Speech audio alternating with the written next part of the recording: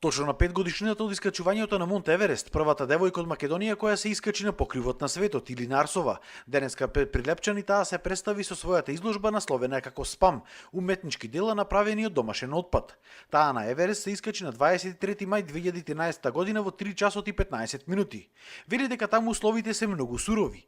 За загинувањето пак на вториот македонец таму пред неколку денови, Ѓорѓи Петков, вели дека станува збор за чисто несреќен случај. Станува збор за срцев удар, кое што е една од најчестите причини на жртви во високогорското планинарење, бидејќи над 6000 метри веќе имаме помалку од 50% од кислородот кој што ни е потребен, а веќе над 7500 метри станува збор, значи за 30%, само 30% од кислородот кој што ни е потребен.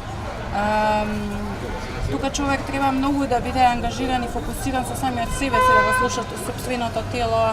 Арсова потенцира дека нетешката одлука на еден планинар е да се откаже од искачувањето на врвот. Затоа во секој ваков случај станувало збор за личен избор. Тоа е многу тешка одлука, но значи живот.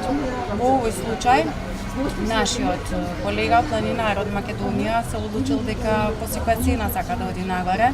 Тоа е најубавиот начин да се изгуби животот според мене. Тоа е избор, верувајте, тоа не е случајност.